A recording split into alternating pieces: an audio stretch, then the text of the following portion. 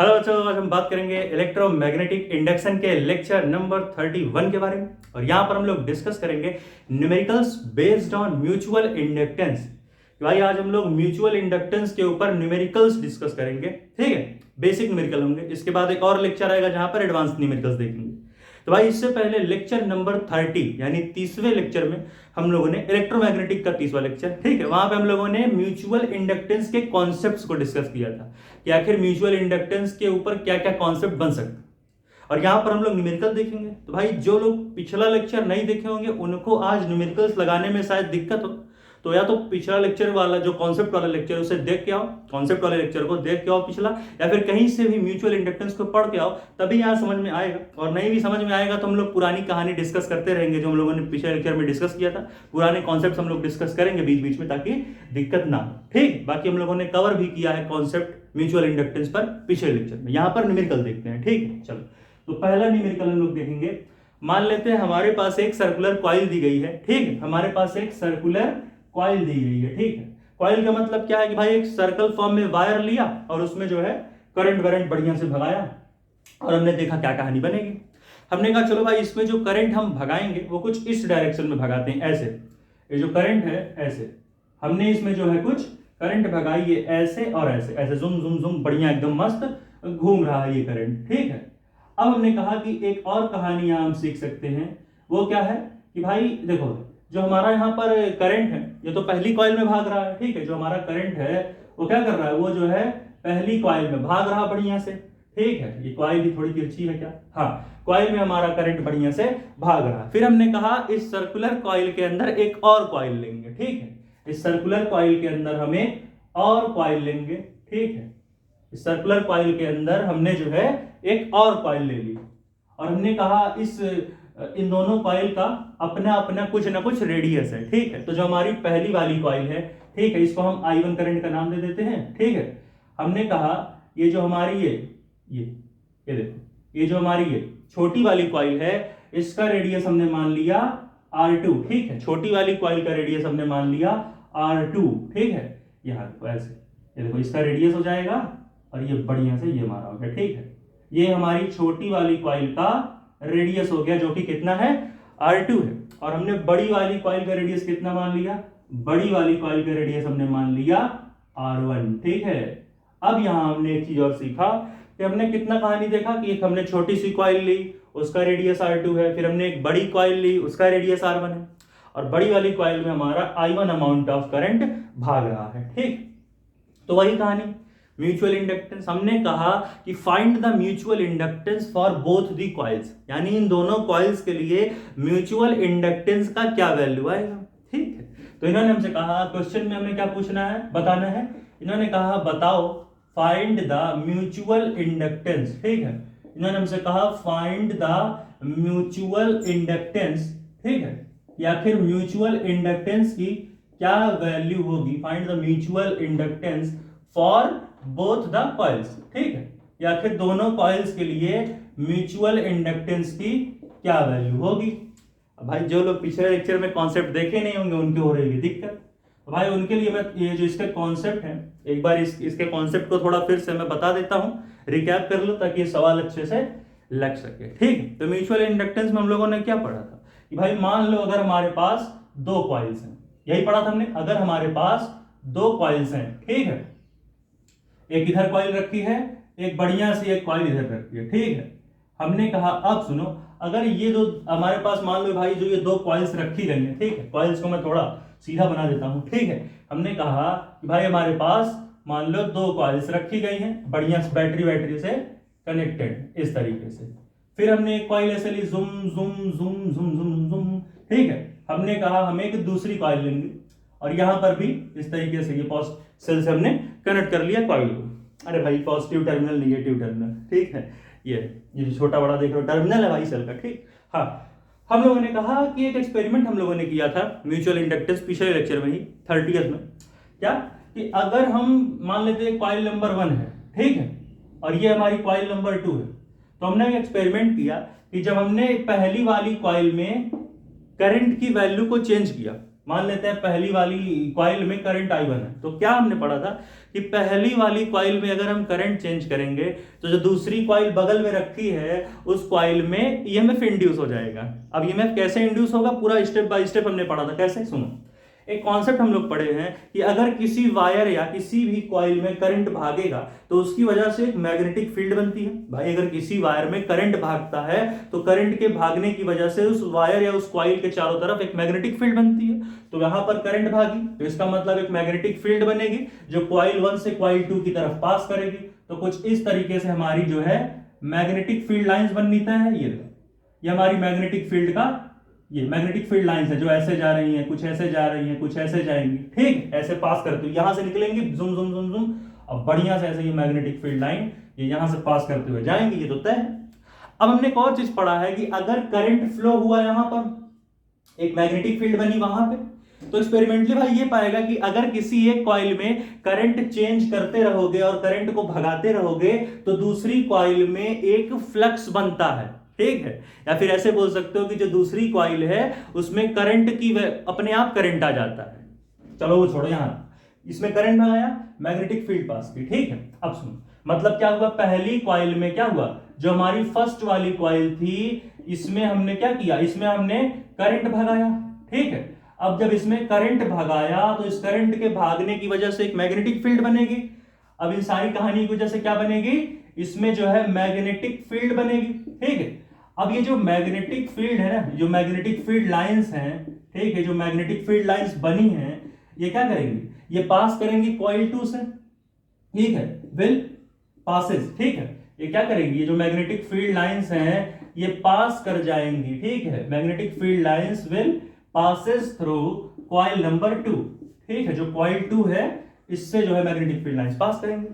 अब हमने एक एजम्पशन लिया कि मान लेते हैं जो हमारा करंट है वो लगातार बढ़ रहा है कॉइल के अंदर, ये जो हमारा क्या बोलते हैं कॉइल से जो करंट पास हो रहा है कॉइल नंबर 1 से, ये करंट लगातार बढ़ रही है, हमने ऐसा मान लिया, एज्यूम कर लिया। अब एक चीज बताओ, जो हमारा अगर करंट लगातार बढ़ेगी तो मैग्नेटिक फील्ड भी तो बढ़ेगी। भाई क्या होता है कॉइल के लिए मैग्नेटिक फील्ड का फॉर्मूला क्या होता है, B इज इक्वल टू क्या होता है, mu naught I upon 2A। खैर यहां हम नहीं जाएंगे, सिंपल इतना भी समझ लो कि हमने एक मूविंग चार्जेस एंड मैग्नेटिज्म एक चैप्टर पढ़ा था, वहां हमने पढ़ा था कि जो मैग्नेटिक फील्ड होती है वो करंट के डायरेक्टली प्रोपोर्शनल होती है। कहने का मतलब अगर करंट लगातार बढ़ाओगे तो मैग्नेटिक फील्ड भी लगातार बढ़ेगी। यहां पर करंट लगातार हमने माना है कि हमारा जो करंट I1 है, ये इस कॉइल में हमने मान लिया ये जो करंट I1 है ये लगातार बढ़ रही है। अब अगर ये करंट लगातार बढ़ रही है तो इस करंट के लगातार बढ़ने की वजह से एक मैग्नेटिक फील्ड बनेगी। अब मैग्नेटिक फील्ड और करंट का रिलेशन है कि अगर करंट बढ़ा तो मैग्नेटिक फील्ड बढ़ेगी, ठीक है। इसका मतलब अगर कॉइल नंबर 1 में करंट की वैल्यू लगातार बढ़ रही है तो कॉइल नंबर 2 से जो पास होने वाली मैग्नेटिक फील्ड लाइंस है वो भी लगातार बढ़ेगा, यानी हमारी मैग्नेटिक फील्ड लाइंस भी लगातार बढ़ेंगी। अब बेटा मैग्नेटिक फ्लक्स हम लोग पढ़े थे पिछले 3 मूविंग चार्जेस एंड मैग्नेटिज्म एक चैप्टर था, चैप्टर नंबर 4, वहां हम लोगों ने मैग्नेटिक फ्लक्स पढ़ा था। मैग्नेटिक फ्लक्स का सिंबल होता है भाई ये phi b, और इसका फॉर्मूला क्या होता है, इसका यहां नहीं थोड़ा दूर लिखते हैं, ठीक है, इसको मैं थोड़ा और कहीं जगह लिख देता हूं, हाँ यहां पे लिख देता हूं। मैग्नेटिक फ्लक्स पढ़े होगे, वहां हमने पढ़ा था BA cos थीटा, ठीक है। जहां पर क्या होता है ये हमने पढ़ा है magnetic flux, BA cos theta यहाँ क्या होता है, मान लो कोई सरफेस है यहाँ, ठीक है, ये हमने पढ़ा है, कोई सरफेस है। अब इस सरफेस से कुछ मैग्नेटिक फील्ड लाइंस पास हो रही हैं, ठीक है। इस सरफेस का कुछ एरिया वेक्टर है। एरिया वेक्टर कैसे निकालते पता है, हम लोगों ने एक रूल पढ़ा है कि मान लो कोई सरफेस है तो जो सरफेस का एरिया वेक्टर होता है वो सरफेस के हमेशा परपेंडिकुलर होता है, तो इसका एरिया वेक्टर जूम ऐसे जाएगा, ठीक है। और मैग्नेटिक फील्ड हमने ऐसे मान रखी है, ठीक है। तो क्या होगा, हमने पढ़ा था अगर किसी सरफेस से कुछ number of magnetic field lines pass कर रही हैं और उस सरफेस का कुछ एरिया वेक्टर है A, तो वहां पर जो मैग्नेटिक फ्लक्स होता है वो कितना होता है, BA cos थीटा, ठीक है। क्या होता है, जो मैग्नेटिक फ्लक्स होता है वो BA cos थीटा होता है, ठीक है, BA cos थीटा। तो यहां से हमने एक चीज पढ़ा कि अगर मैग्नेटिक फील्ड लाइंस, ध्यान से देखो दोनों डायरेक्टली प्रोपोर्शनल दिख रहे हैं, मैग्नेटिक फ्लक्स भी ऊपर, मैग्नेटिक फील्ड भी ऊपर। इसका मतलब अगर मैग्नेटिक फील्ड लाइंस ज्यादा बढ़ेंगी, अगर इसके अंदर number of magnetic field lines बढ़ती जाए तो सीधी सी बात है मैग्नेटिक फ्लक्स भी तो बढ़ेगा। भाई इसको फील लो, देखो मैग्नेटिक फ्लक्स का एक और कॉन्सेप्ट समझ सकते हो कि किसी सरफेस से कितनी number of magnetic field lines उस सरफेस के परपेंडिकुलरली पास हो रही है। देखो मतलब सरफेस के कितनी मैग्नेटिक फील्ड लाइंस 90 डिग्री पे पास हो रही है। हाँ शर्त दो है कि 90 डिग्री पर भी पास हो और सरफेस को चीरती हुई भी जाए। अब मान लो एक मैग्नेटिक फील्ड लाइन ऐसे गई, अब ये सरफेस के परपेंडिकुलर तो है लेकिन सरफेस के थ्रू नहीं पास हो रहा है, तो ये मैग्नेटिक फ्लक्स नहीं कहलाएगा। मैग्नेटिक फ्लक्स वही मैग्नेटिक फील्ड लाइंस कहलाती हैं जो सरफेस के परपेंडिकुलरली भागती हैं और सरफेस को चीरती हुई जाए। मैग्नेटिक फ्लक्स वही मैग्नेटिक फील्ड लाइंस कहलाएंगी जो मैग्नेटिक फील्ड लाइन सरफेस के परपेंडिकुलर जाए और सरफेस को चीरती हुई जाए। ठीक, ये हम जानते हैं। चलो भाई, तो इन्होंने हमसे कहा कि अगर मैग्नेटिक फील्ड लाइंस लगातार बढ़ाओगे, इन्होंने कहा कि अगर मैग्नेटिक फील्ड लाइंस को लगातार बढ़ाओगे तो मैग्नेटिक फ्लक्स भी लगातार बढ़ेगा। इसका मतलब अगर हमने माना, एज्यूम किया कि करंट कॉइल नंबर 1 में अगर करंट लगातार बढ़ रहा है तो जो मैग्नेटिक फील्ड लाइंस 1 के होते हुए कॉइल 2 से पास हो रही वो लगातार बढ़ेंगी। अब जो मैग्नेटिक फील्ड लाइंस की वैल्यू लगातार बढ़ेगी तो इसका मतलब मैग्नेटिक फ्लक्स लगातार बढ़ेगा।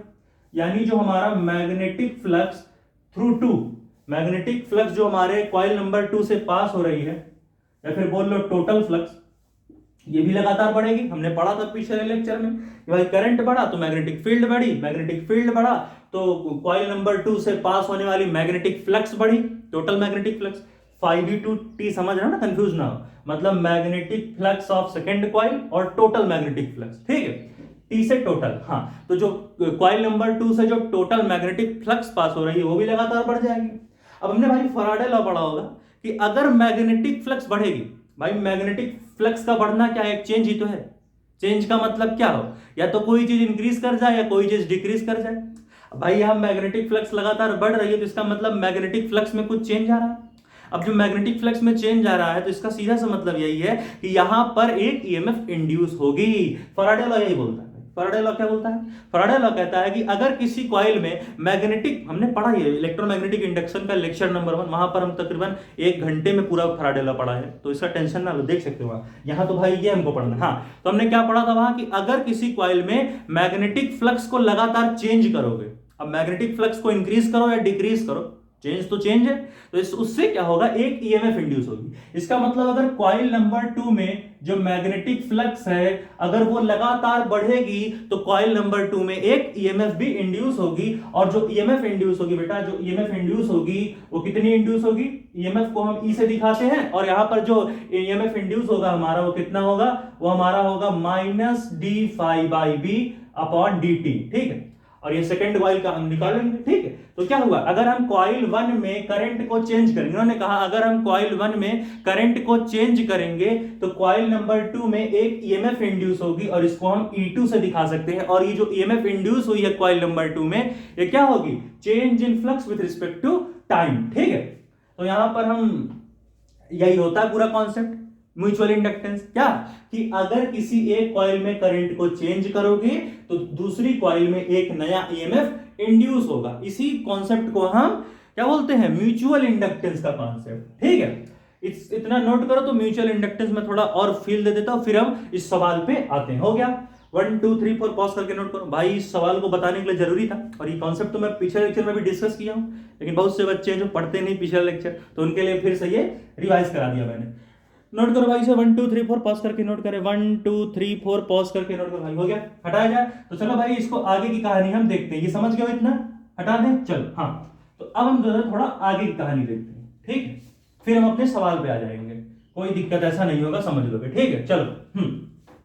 तो यहां से हमने क्या पढ़ा था, ये जो हमारी ईएमएफ इंड्यूस हुई थी E2। ठीक है बेटा, ये जो ईएमएफ इंड्यूस हुई थी कितना हुआ, हाँ यहाँ -d∅ भी होता है, माइनस साइन होता है। ठीक है, डायरेक्शन वगैरह की कहानी है। हाँ, तो कितना था हमारा जो मैग्नेटिक फ्लक्स बना था, इसका मैग्नेटिक फ्लक्स का सिंबल क्या था, D। ये मैग्नेटिक फ्लक्स ऑफ कॉइल 2 कितना, टोटल फ्लक्स, तो d∅/2 अपॉन क्या था, dt था। ठीक है, ये था। हाँ, अब इससे एक और कॉन्सेप्ट बनता है। हमने क्या देखा था कि करंट इंक्रीज हुआ तो मैग्नेटिक फील्ड इंक्रीज हुई, मैग्नेटिक फील्ड इंक्रीज हुई तो मैग्नेटिक फ्लक्स इंक्रीज हुई। इसका मतलब मैग्नेटिक फ्लक्स यहाँ क्या था, यहाँ जो हमारा मैग्नेटिक फ्लक्स था ये डायरेक्टली प्रोपोर्शनल था। ठीक है बेटा, जो हमारा मैग्नेटिक फ्लक्स था ये डायरेक्टली, ये total magnetic flux of second coil है, ये डायरेक्टली प्रोपोर्शनल होगा किसके, डायरेक्टली प्रोपोर्शनल होगा हमारा I1 के, ठीक है। यानी करंट इन फर्स्ट कॉइल, इसका मतलब यहां से इस प्रोपोर्शनलिटी को हटाएंगे तो यहां पर हमारी क्या वैल्यू आएगी, जो हमारा टोटल मैग्नेटिक फ्लक्स बनेगा वो बन जाएगा, ये प्रोपोर्शनलिटी हटाओगे तो कांस्टेंट आएगा m इंटू I1, और इसी m को हम म्यूचुअल इंडक्टेंस बोलते हैं। हालांकि ये सब मैंने लेक्चर नंबर 30 में ही सारे कॉन्सेप्ट बताए थे, लेकिन न्यूमेरिकल बताने के चक्कर में मुझे फिर से सब बताना पड़ा। तो क्लियर है कॉन्सेप्ट म्यूचुअल इंडक्टेंस का भी, फिर से ऐसे निकलता है 5I2 = mi1, ठीक है। तो इतना नोट कर लिए हो, तो अब हम जो है आगे की सवाल को लगाते हैं। अब बढ़िया से सवाल समझ में आ जाएगा। तो हटाया जाए भाई, 1 2 3 4 पॉज करके नोट करो, हो गया, हटाया जाए पक्का। चलो भाई हटाते हैं। अब अपने सवाल को समझ लेंगे हम, इतना समझ गए होंगे तो सवाल हम लगा लेंगे अच्छे से, ठीक। हालांकि ये लेक्चर नंबर 30 में ये सारे कॉन्सेप्ट मैंने कवर करा दिए थे, लेकिन फिर से बताया क्योंकि यहाँ न्यूमेरिकल लगाना है। अब पता नहीं पिछला लेक्चर देखे भी होगे कि नहीं, ठीक है। चलो हाँ, तो यहाँ पर हमें क्या बताना है, यहाँ पर म्यूचुअल इंडक्टेंस बताना है फॉर बोथ द कॉइल्स। और यहाँ पर हमने एक एजम्पशन लिया है। एजम्पशन हमने ये लिया है कि जो हमारा R1 है ये R2 से बहुत ज्यादा बड़ा है। जो हमारा R1 है बेटा, ये R1 हमारा R2 से बहुत ज्यादा बड़ा, यानी जो रेडियस कैपिटल R में, चलो कैपिटल R में, हाँ।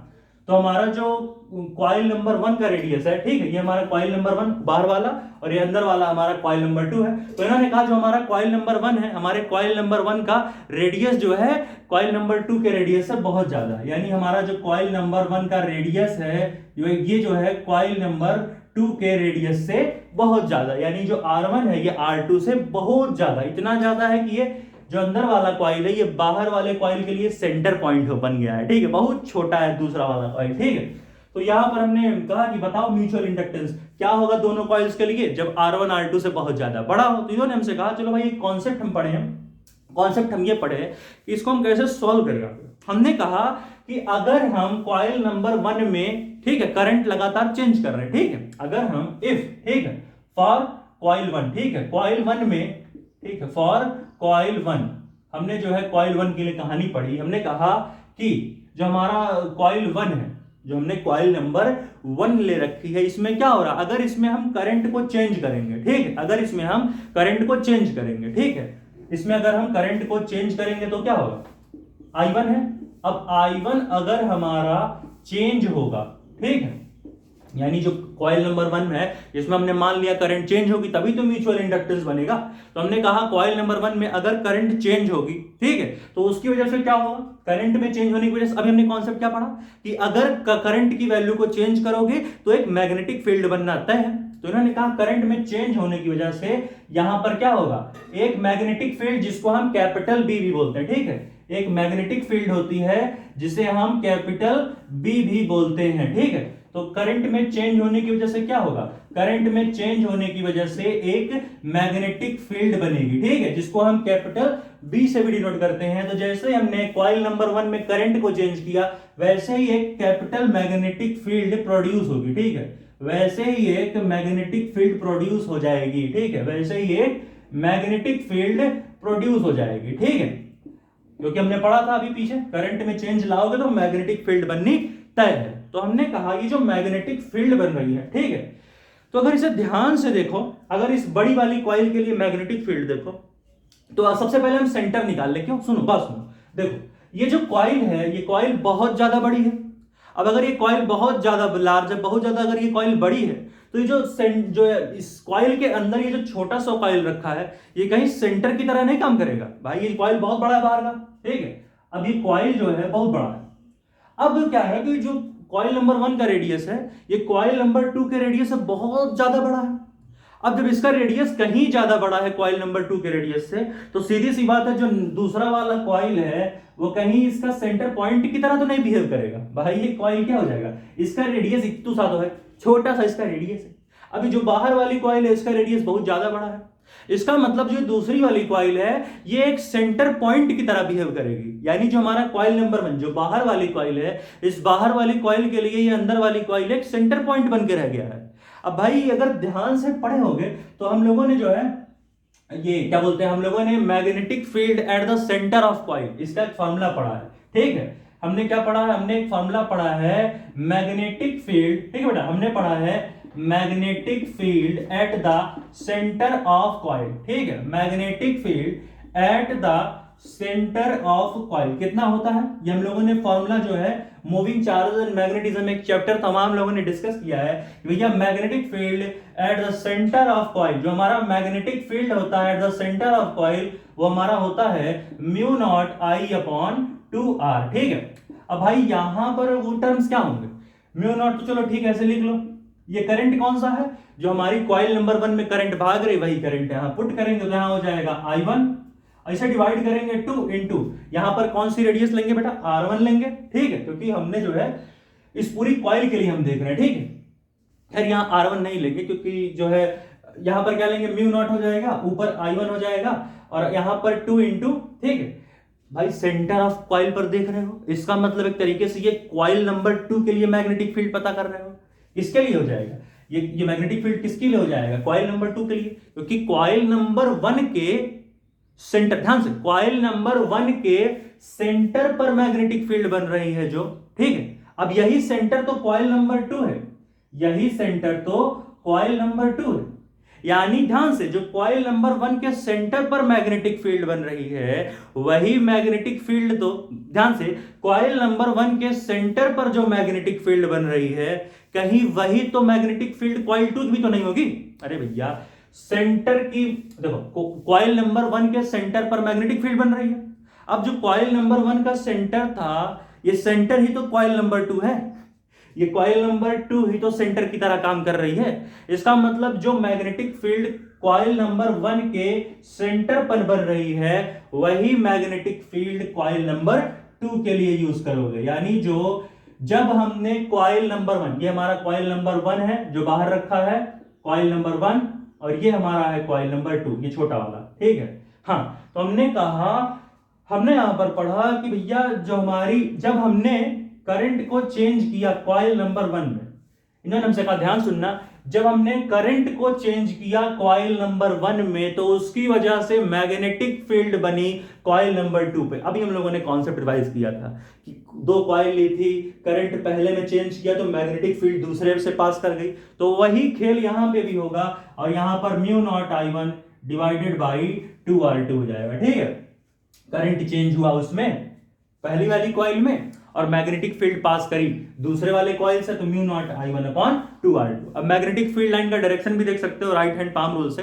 कि जिस डायरेक्शन में करंट हो उस डायरेक्शन में राइट हैंड का पाम लाओ, हथेली। ठीक है, तो करंट ऐसे आ रहा, जूम, करंट ऐसे भाग रहा, तो राइट हैंड का पाम करंट के डायरेक्शन में ले जाओ, ऐसे जूम, और थंब देखो किधर जा रहा, इधर जा रहा, तो जिस तरफ थंब जाए उस डायरेक्शन में मैग्नेटिक फील्ड बन रही है, यानी यहां पर जो मैग्नेटिक फील्ड बनेगी वो बाहर की तरफ बनेगी, और जब बाहर की तरफ मैग्नेटिक फील्ड बनती है तो उसे कैसे दिखाते हैं, बीच में बिंदु ऊपर गोला, और इसी को बोलते हैं मैग्नेटिक फील्ड आउटपुट। हाँ, फिर यहां पे तो हमने कहा जब हमने कॉइल नंबर 1 में करंट चेंज किया तो उसकी वजह से मैग्नेटिक फील्ड बनी कॉइल नंबर 2 में। ध्यान से भाई, जब हमने कॉइल नंबर 1 में करंट को लगातार चेंज किया तो उसकी वजह से एक मैग्नेटिक फील्ड लाइंस बन गई कॉइल नंबर 2 में, और कॉइल नंबर 2 कॉइल नंबर 1 के लिए एक सेंटर पॉइंट है, और मैग्नेटिक फील्ड किसी भी सेंटर पॉइंट पर, मैग्नेटिक फील्ड किसी भी कॉइल के सेंटर पॉइंट पर कितनी होती है, mu naught I upon 2R, और यहां पर हम I की जगह I1 पुट करेंगे क्योंकि करंट किस में भाग रहा है, कॉइल नंबर 1 में, और कॉइल नंबर 1 में करंट की वैल्यू हमने क्या ली है, I1, और बेटा जो हमारा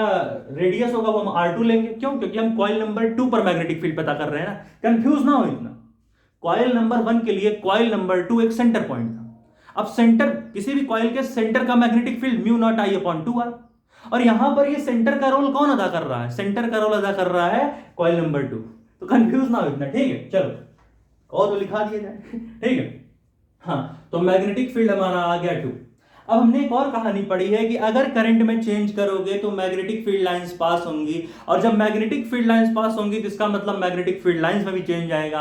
अब जब मैग्नेटिक फील्ड लाइंस में चेंज आएगा तो अभी हमने कुछ देर पहले कॉन्सेप्ट पढ़ा कि मैग्नेटिक फ्लक्स बनना तय है। अगर मैग्नेटिक फील्ड लाइंस में चेंज लाओगे, किसी भी कॉइल के मैग्नेटिक फील्ड लाइंस में चेंज लाओगे तो उसकी वजह से एक मैग्नेटिक फ्लक्स भी बनेगी। तो इसका मतलब अब हमें निकालना है कितना मैग्नेटिक फ्लक्स कॉइल नंबर 2 से पास कर रहा है। तो अभी हम लोगों ने एक यहां पर बहुत ही अच्छा सा कॉन्सेप्ट देखा था, मैग्नेटिक फ्लक्स का फॉर्मूला निकाला था। तो देखते हैं कितनी मैग्नेटिक फ्लक्स पास होगी हमारे कॉइल नंबर 2 से। अब हमें क्या देखना बेटा, अब हमें देखना है कि कितनी मैग्नेटिक फ्लक्स, ठीक है, हमें अब देखना है कितनी मैग्नेटिक फ्लक्स, ठीक है, हमें देखना है कितनी मैग्नेटिक फ्लक्स पास करेगी। ठीक है, मैग्नेटिक फ्लक्स पासिंग थ्रू, ठीक है, हमें देखना है बेटा मैग्नेटिक फ्लक्स कितना पास करेगी कॉइल नंबर 2 से। हमें क्या देखना है, कॉइल नंबर 2 से कितना मैग्नेटिक फ्लक्स पास करेगा। ये दिख रहा है कि नहीं बोर्ड का ये पोर्शन, बिल्कुल सही दिख रहा है, कोई दिक्कत नहीं। हाँ, तो हमें देखना है भैया मैग्नेटिक फ्लक्स कितनी मैग्नेटिक फ्लक्स पास करेगी कॉइल नंबर 2 से। तो भैया अभी कुछ देर पहले हम लोगों ने एक सरफेस बनाया था और वहां पे एक फॉर्मूला निकाला था। फॉर्मूला हमने क्या निकाला था, फॉर्मूला हमने निकाला था कि जो हमारे मैग्नेटिक फ्लक्स का वैल्यू होता है वो कितना होता है, बी ए कॉस थीटा।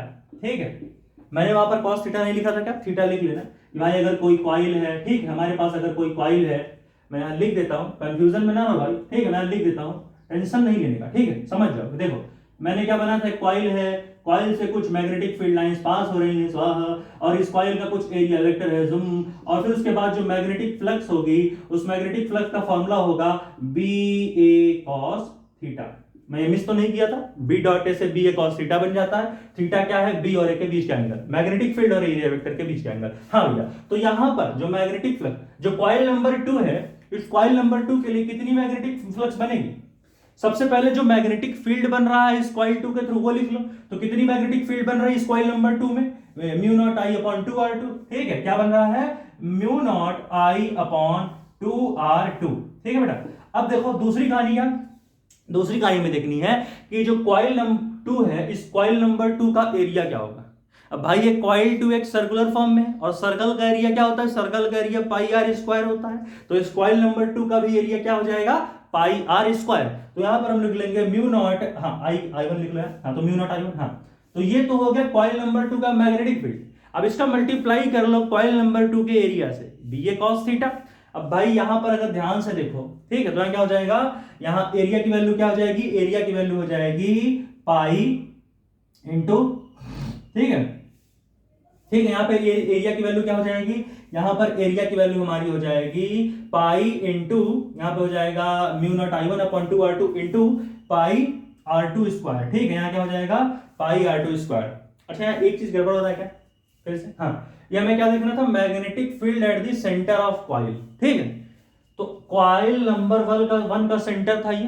ठीक है, यानी यहां पर हम एक तरीके से कॉइल नंबर 1 का यूज करके मैग्नेटिक फील्ड निकाल रहे हैं। हाँ, तो यहां पर हम R2 नहीं R1 पुट करेंगे ना, सॉरी वेरी सॉरी। ठीक है, यहां पर हम कॉइल नंबर 1 का यूज कर रहे हैं, यानी जो magnetic field lines coil number 2 से पास होंगी उनके लिए हम R1 वाला रेडियस पुट करेंगे। बहुत बहुत क्षमा। ठीक है, तो यहां पर ये चीज याद रखो भाई, यहां पर क्या होगा, यहां पर 2r2 नहीं 2r1 होगा।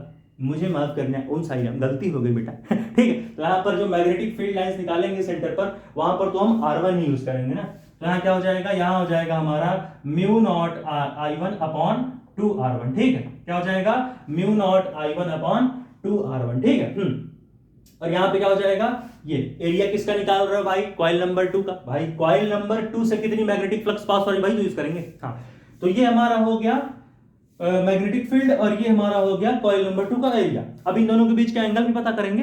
तो सुनो देखो, अगर इस कॉइल नंबर 2 के लिए पता करना है तो कॉइल नंबर 2 की वजह से जो मैग्नेटिक फील्ड बन रही है इसको हटा दे। हाँ, तो कॉइल नंबर 2 की वजह से जो हमारी मैग्नेटिक फील्ड बन रही है बेटा, कॉइल नंबर 2 की वजह से जो मैग्नेटिक फील्ड बनेगी वो कैसी बनेगी, बाहर की तरफ। क्यों, करंट देखो जूम ऐसे भाग रहा, तो राइट हैंड का पाम करंट के डायरेक्शन में थंब बाहर की तरफ, इसका मतलब जो मैग्नेटिक फील्ड बन रही है वो कैसी है, आउटवर्ड है। बीच में बिंदी ऊपर गोला का मतलब क्या है, मैग्नेटिक फील्ड आउटवर्ड है। ठीक है, मैग्नेटिक फील्ड हमारी जो है आउटवर्ड है। ठीक है, और हमने एक और कॉन्सेप्ट पढ़ा कि किसी भी सरफेस का जो एरिया वेक्टर होता है वो सरफेस के परपेंडिकुलर होता है। तो ये एरिया कैसा है, ऐसे जुम जुम जुम, ऐसे फ्लैट ऐसे, तो एरिया वेक्टर 90 डिग्री कैसे बनाएगा, ऐसे जाके। तो इसका मतलब जो एरिया वेक्टर है वो कैसा होगा, परपेंडिकुलर। ठीक है, इसके एरिया वेक्टर क्या होता है, परपेंडिकुलर होता है टू द सरफेस। हाँ, तो एरिया कैसे जाएगा, एरिया इस तरफ और मैग्नेटिक फील्ड लाइन इसी तरफ, यानी एरिया वेक्टर सरफेस का मैग्नेटिक फील्ड सरफेस का, यानी दोनों सेम डायरेक्शन में जा रहे हैं, यानी हमारा मैग्नेटिक फील्ड और एरिया वेक्टर के बीच का एंगल 0 डिग्री, दोनों 0 डिग्री, यानी cos 0 और cos 0 की वैल्यू 1 होती है। तो यहां क्या हो जाएगा, bA इंटू 1 bA। वैसे यहां पर हो जाएगा mu naught into I1 divided by 2r1 into pi r2 का स्क्वायर इंटू cos 0। भाई दोनों के बीच का एंगल 0 डिग्री है। अब इसको यहां सॉल्व कर लेंगे तो क्या आएगा, इसको जब यहां सॉल्व कर लेंगे तो हमारा जो magnetic flux through coil number 2, अब इसको शॉर्ट फॉर्म में लिख देते हैं, magnetic flux, total magnetic flux through coil 2 कितना जाएगा, ये बेटा हमारा आ जाएगा mu naught I1 upon 2r1 mu naught I1 upon 2r1 into कितना जाएगा, इंटू बेटा हमारा जाएगा पाई आर स्क्वायर, क्या जाएगा पाई r2 स्क्वायर, ठीक है, क्या जाएगा पाई r2 स्क्वायर, ठीक है। तो इस तरीके से हमारा कहानी बन जाएगा, क्या बन जाएगा mu naught I1 upon 2r1, ठीक है, इंटू पाई r2 का स्क्वायर। तो इतना मैग्नेटिक फ्लक्स हमारा पास होगा, ठीक है, कितना, इतना मैग्नेटिक फ्लक्स हमारा पास हो जाएगा यहां से, ठीक है। तो इतना कोई खास दिक्कत नहीं, तो मैग्नेटिक फ्लक्स हमने निकाल ली, इतना आ गया, ठीक है। हमारा मैग्नेटिक फ्लक्स कितना आ गया, जो हमारी मैग्नेटिक फ्लक्स आई है वो कितनी आई है, हमारी मैग्नेटिक फ्लक्स आ गई है mu naught I1 upon 2r1 into pi r2 का स्क्वायर। ये वो मैग्नेटिक फ्लक्स है जो पास करेगी कॉइल नंबर 2 से। अब निकल आएगा म्यूचुअल इंडक्टेंस, इन दोनों कॉइल्स के लिए जो म्यूचुअल इंडक्टेंस है वो निकल आएगा, देखो कैसे हटाया जाए, इसे नोट कर लिया हो, लास्ट स्टेप है क्वेश्चन का, खत्म हो जाएगा ये क्वेश्चन। 1 2 3 4 पॉज करके नोट करो भाई, 1 2 3 4 पॉज करके नोट करो, हो गया पक्का, हटाया जाए, आगे की कहानी देखी जाए, समझ में आई सारी कहानी क्या, ठीक है। हाँ ये कंफ्यूज ना होना, यहाँ 2r1 क्यों रखा है, सीधी सी बात है, कॉइल नंबर 1 के सेंटर पर मैग्नेटिक फील्ड निकाल रहे हैं, यानी पर जो हम रेडियस की वैल्यू रखेंगे वो कॉइल नंबर 1 वाली रेडियस की वैल्यू रखेंगे, कोई दिक्कत नहीं। चलो भाई 1 2 3 4 पॉज करके नोट कर ले भाई, हो गया, हटाते थोड़ा और आगे का सवाल सॉल्व करते हैं, आगे ऐसे आखिर आगे कैसी कहानी बनेगी। यहाँ पर मैग्नेटिक फ्लक्स का कॉन्सेप्ट क्लियर है कि नहीं, अगर मैग्नेटिक फ्लक्स का कॉन्सेप्ट क्लियर नहीं रहेगा तो यहाँ समझने में चीजें दिक्कत आ जाएंगी, तो समझते चलो भाई, हर एक कहानी समझना जरूरी है, तभी आगे की कहानी बन सकती है यहाँ पर, ठीक है। तो बेटा यहाँ पर जो हमारी टोटल मैग्नेटिक फ्लक्स आई, ध्यान से सुनो, जहां पर हमारी टोटल मैग्नेटिक फ्लक्स आई थ्रू कॉइल नंबर 2, बेटा कितनी आई है, वो हमारी आई है म्यू नॉट इंटू I1, ठीक है, mu naught into I1 upon 2r1 into pi r2 का square into pi r2 square, ठीक है बेटा। तो यहाँ पर हमारी जो magnetic flux, total magnetic flux की वैल्यू आई है थ्रू कॉइल नंबर 2, वो कितनी आई है, जोर से बोलो भाई, mu naught I1 upon 2r1 into pi r2 का स्क्वायर। तो इतनी हमारी जो है मैग्नेटिक, ये सब नोट कर लिए थे ना, हाँ, तो इतनी हमारी जो है मैग्नेटिक फ्लक्स की वैल्यू आ गई है। अब हमने कहा चलो भाई, अभी हम लोगों ने शुरुआती लेक्चर में रिवीजन करते वक्त म्यूचुअल इंडक्टेंस का एक फार्मूला डिराइव किया था, क्या फार्मूला था वो, फार्मूला बेटा ये था कि जो मैग्नेटिक फ्लक्स है, ध्यान से अभी हमने पढ़ा था, याद करो अभी कुछ देर पहले रिवाइज किया था, जो टोटल मैग्नेटिक फ्लक्स होती है दूसरे कॉइल से वो डायरेक्टली प्रोपोर्शनल होती है करंट इन फर्स्ट कॉइल। जो टोटल मैग्नेटिक फ्लक्स पास होती है कॉइल नंबर 2 से वो डायरेक्टली प्रोपोर्शनल होती है कॉइल नंबर 1 में बह रही करंट के, हमने पढ़ा था अभी। इसका मतलब जो हमारी मैग्नेटिक फ्लक्स है टोटल थ्रू कॉइल 2, जब इस प्रोपोर्शनैलिटी को हटाओगे बेटा तो यहां पर एक कांस्टेंट आ जाता है, और उस कांस्टेंट को बेटा क्या बोलते हैं, म्यूचुअल इंडक्टेंस, ठीक है। तो यहां पर हमारा म्यूचुअल इंडक्टेंस इनटू I1। अब यहां से ये इंप्लाई करता है अगर म्यूचुअल इंडक्टेंस को निकालना चाहो तो कितना हो जाएगा, यहां से निकालना चाहो बेटा तो magnetic flux total magnetic flux through coil number 2 divided by, बेटा क्या करोगे, डिवाइडेड बाय I1 लिख दोगे और सारी कहानी बन जाएगी, ठीक है, सारी कहानी यहां पर बन जाती है। अब जैसे यहां पर हम अगर पूरा हम समझना चाहें तो इसको हम कैसे समझ सकते, इसको हम कैसे समझेंगे। अब अगर ध्यान से देखना चाहो तो यहां पर अगर हम इस फॉर्मूले को इससे अगर हम कंपेयर करें, ठीक है, या फिर यहां से अगर ये वाला फॉर्मूला देखो तो total magnetic flux is equal to क्या है, total magnetic flux is equal to हमारा है कितना, m इंटू I1, ठीक है। तो अगर हम I1 को उधर लेके जाएं और सारे टर्म को इधर लेके आए तो कैसा बनेगा, ये जो टोटल मैग्नेटिक फ्लक्स है क्या बनेगा, ये क्या हो जाएगा हमारा, यहां लिख लो म्यू नॉट इंटू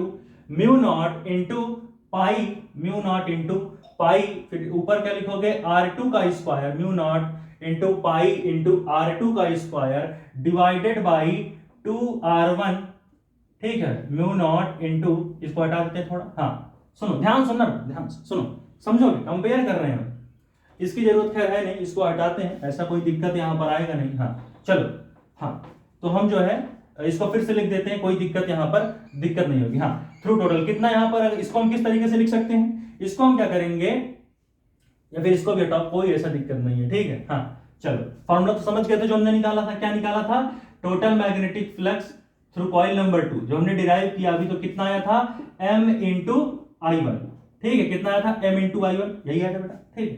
अब हाँ, अब यहां जो फॉर्मूला बना है ना, I1 को सेपरेट करने की कोशिश करो यहां पे, तो यहां क्या लिख लो, यहां लिख लो म्यू नॉट इंटू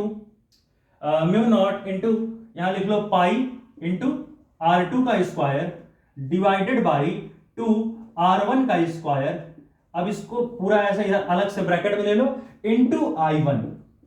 ये देखो वही तो है, बस I1 को सेपरेट करके उधर फेंक दिया और बाकी टर्म को हमने इधर ला लिया, चाहे ऐसे ही रखो कोई दिक्कत नहीं है। ठीक, हमने जो है I1 को अलग थलग कर दिया और हमने कहा कि I1 को अलग थलग कर लो, ये यहां पर, हाँ, और बाकी टर्म को इधर ले आओ, और यहां पर जो है total magnetic flux through coil number 2 दिखाओ। अभी हमने ये फॉर्मूला डिराइव किया था, कैसे डिराइव किया था फिर से मैं लिख देता हूं। जो हमने total magnetic flux through coil number 2 बेटा निकाला था वो क्या था, वो डायरेक्टली प्रोपोर्शनल था बेटा I1 के। ठीक है, वो डायरेक्टली प्रोपोर्शनल किसके था, वो डायरेक्टली प्रोपोर्शनल था I1 के। और इससे हमारा एक और फॉर्मूला बना, इससे ये फॉर्मूला बना कि जो हमारी मैग्नेटिक फ्लक्स थी बेटा, ये क्या हो जाएगा थ्रू कॉइल नंबर 2, जब इस प्रोपोर्शनलिटी को हटाते हैं तो M इंटू I1 आ गया था, इसी तरीके से आया था। दूसरी वाली कॉइल में फ्लक्स को चेंज किया तो पहली वाली कॉइल में करंट को चेंज किया तो दूसरी वाली कॉइल में फ्लक्स चेंज हुआ। जब ऐसा हुआ तो प्रोपोर्शनलिटी हटाया, M पाया, M है कोफिशिएंट ऑफ म्यूचुअल इंडक्टेंस। ठीक है, तो अब बेटा इसी इक्वेशन से कंपेयर जब करोगे सारी कहानी, तो सारी कहानी खुल के निकल आएगी। कैसे निकलेगी भाई, देखो यहां पे क्या है, total magnetic flux through coil number 2 is equal to mutual inductance into current in first coil. यही तो है भाई, जो दूसरी कॉइल में फ्लक्स चेंज हो रहा है वो किसके बराबर है, जो म्यूचुअल इंडक्टेंस है उसका मल्टीप्लाई कर दो पहली वाली कॉइल में, जो हमारी पहली वाली कॉइल है उसमें कितना करंट भाग रहा उसका मल्टीप्लाई करो म्यूचुअल इंडक्टेंस से, तो टोटल मैग्नेटिक फ्लक्स निकल आती है कॉइल नंबर 2 की। इसका मतलब यहां अगर लॉजिक लगाओ तो यहां पर इस इक्वेशन से कंपेयर अगर करो तो म्यूचुअल इंडक्टेंस की वैल्यू निकल आएगी। कैसे भैया, देखो M इंटू I1, ये फ्लक्स का फॉर्मूला, अब मैग्नेटिक फ्लक्स यहां भी है, इज इक्वल टू, ये क्या होगा, ये पूरा जो है M के बराबर हो जाएगा, ये जो पूरा टर्म है ये M के बराबर हो जाएगा, और यहां पर इंटू I1 है। ठीक है, तो M इंटू I1, यानी यहां से जब इस इक्वेशन से इसको कंपेयर करोगे जो निकाले हो आंसर, तो म्यूचुअल इंडक्टेंस की जगह ये रख लोगे, सीधी सी बात है। ठीक है, तो यहां से हमारा जो म्यूचुअल इंडक्टेंस आ रहा दोनों कॉइल्स के लिए वो कितना आएगा, वो हमारा आ जाएगा mu naught into pi R2 का स्क्वायर, जो बोल भाई mu naught into pi R2 का स्क्वायर अपॉन 2R1। ये आएगा हमारा वैल्यू, क्या है, किसके लिए वैल्यू आएगा, ये वैल्यू है हमारी mutual inductance for both the coils. कैसे निकाला, जो हमारा जनरल इक्वेशन था उससे हमने कंपेयर किया, तो टोटल फ्लक्स की जगह टोटल फ्लक्स, अब यहां पर करंट I1, यहां पे करंट I1, तो बचा टर्म ये वाला था, ये पूरा टर्म बचा था।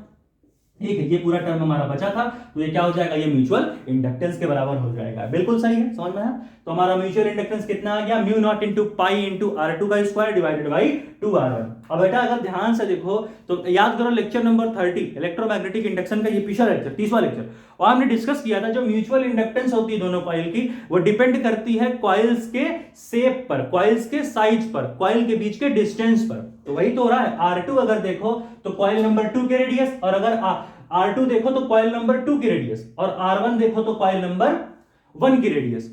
तो इन दोनों का रेडियस एक तरीके से इनका शेप, साइज, इनके बीच का डिस्टेंस से डिफाइन करेगा ना भाई। तो म्यूचुअल इंडक्टेंस हमेशा इन्हीं चीजों पर डिपेंड करता है। ठीक है, म्यूचुअल इंडक्टेंस करंट वरेंट पर नहीं डिपेंड करता, दिखने में लग रहा है करंट पे डिपेंड करेगा, बाकी डिपेंड इन चीजों पे हो जाता है। ठीक है, चलो भाई, तो इस तरीके से म्यूचुअल इंडक्टेंस हमने निकाला।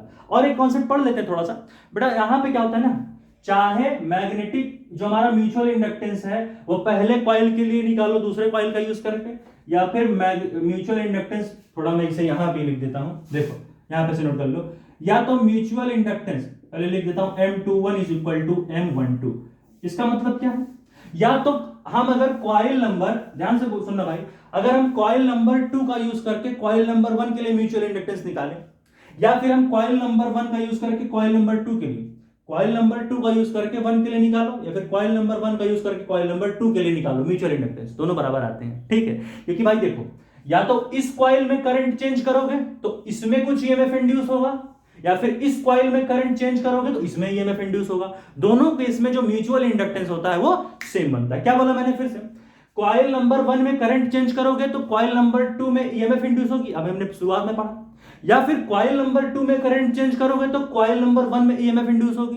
तो दोनों ही केसेस में जो म्यूचुअल इंडक्टेंस आएंगे दोनों कॉइल के लिए वो सेम आएंगे, यानी कि हमारा जो M12 होगा वो हमेशा M21 के बराबर होगा।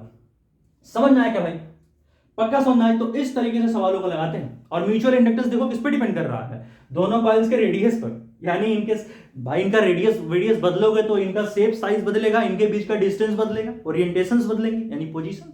तो इसका मतलब जो म्यूचुअल इंडक्टेंस है वो डिस्टेंस वगैरह पे डिपेंड करता है कि दोनों कॉइल के बीच का क्या डिस्टेंस है, दोनों कॉइल की क्या शेप है, दोनों कॉइल की क्या साइज है, दोनों कॉइल का क्या पोजीशन है। समझ रहे हो? तो इसको नोट करो, 1 2 3 4 पॉज करके नोट करो। तो हो गया है पक्का? ठीक है, समझ में आया? तो यहां से म्यूचुअल इंडक्टेंस का फॉर्मूला क्या निकला, mu naught into pi into R2 का स्क्वायर अपॉन R1 का स्क्वायर। समझ में आया कैसे हमने निकाला? ये mu naught into pi R2 का स्क्वायर अपॉन 2 R1 का स्क्वायर। नोट करो भाई से, 1 2 3 4 पॉज करके नोट करें, 1 2 3 4 पॉज करके नोट करो भाई। हो गया? हटाया जाए? हो गया भैया? चलो भाई सवाल को हटाते हैं। अब इसके बाद एक नया लेक्चर आएगा जहां पर थोड़ा एडवांस लेवल के न्यूमेरिकल्स लगाएंगे। हो गया है? हटाया जाए? चलो भाई हटाते हैं। हाँ, तो यहां पर जब हमने R1 की वैल्यू R2 से बहुत ज्यादा बड़ी ले ली तो यहां पर जो हमारा म्यूचुअल इंडक्टेंस आया बेटा कितना आ गया, वो हमारा आ गया mu naught into pi R2 का स्क्वायर डिवाइडेड बाई 2R1 का स्क्वायर। यही वैल्यू हमारी आ गई थी। ठीक है, और हमने क्या पढ़ा, और हमने पढ़ा था ये कि हमारा जो M12 है वो हमेशा M21 के बराबर होगा। और ये R2 R1 रेडियस वगैरह है, तो इससे प्रूफ हो जाता है कि जो हमारी म्यूचुअल इंडक्टेंस है जिसको हम कैपिटल M भी बोलते हैं बेटा, ये जो हमारी म्यूचुअल इंडक्टेंस है ये बेटा किस पर डिपेंड करती है, म्यूचुअल इंडक्टेंस को पहली बात तो कैपिटल M से डिनोट करते हैं। और ये डिपेंड किस पे करती है बेटा, ये डिपेंड करती है, इट डिपेंड्स ऑन, प्रूफ हो गया ना भाई, रेडियस घटाओगे बढ़ाओगे तो डिस्टेंस वगैरह इन दोनों बीच के कॉइल का बदलेगा कि नहीं। इसका मतलब जो म्यूचुअल इंडक्टेंस है ये किस पे डिपेंड करती है, it depends upon the size of, ठीक है क्या बोलो बेटा, it depends upon the size, shape, या फिर क्या साइज है क्या शेप है कॉइल्स की, size shape and distance between the coils. ठीक है, डिस्टेंस बिटवीन द कॉइल्स, ठीक है बेटा, डिस्टेंस बिटवीन द कॉइल्स। तो इस तरीके से हम लोगों ने जो है आज एक बहुत ही अच्छा सा न्यूमेरिकल देखा म्यूचुअल इंडक्टेंस के ऊपर। ठीक है, हमने बहुत ही अच्छा सा न्यूमेरिकल देखा म्यूचुअल इंडक्टेंस के ऊपर। ठीक है, म्यूचुअल इंडक्टेंस के ऊपर। ठीक है, चलो भाई, तो इस तरीके से हमने जो है कहानी देख ली है। R1 हमने बहुत ज्यादा बड़ा ले रखा था R2 से बहुत ज्यादा बड़ा ले रखा था। ठीक, तो इस तरीके से हम लोगों ने यहां पर एक बहुत ही बढ़िया से न्यूमेरिकल लगाया म्यूचुअल इंडक्टेंस पर। इसके बाद एक और लेक्चर आएगा म्यूचुअल इंडक्टेंस पर, जहां पर हम लोग थोड़ा एडवांस लेवल के न्यूमेरिकल्स लगाएंगे म्यूचुअल इंडक्टेंस पर। और इसके बाद इलेक्ट्रोमैग्नेटिक इंडक्शन पर एक लास्ट टॉपिक आएगा जहां पर हम एसी जनरेटर के बारे में डिस्कस करेंगे। और एसी जनरेटर बेटा 3 से 4 लेक्चर, 3 लेक्चर का टॉपिक है। तो इसके बाद 3 या 4 लेक्चर और हैं इलेक्ट्रोमैग्नेटिक इंडक्शन पर। इसके बाद हम लोग एक नया चैप्टर शुरू करेंगे अल्टरनेटिंग करंट्स। तो तब तक के लिए पढ़ाई करते रहो भाई, इसके बाद हम लोग नया लेक्चर अपना लाते रहेंगे। तब तक के लिए पढ़ाई करते रहें। All the very best. अगला लेक्चर हम बहुत ही जल्द आएंगे।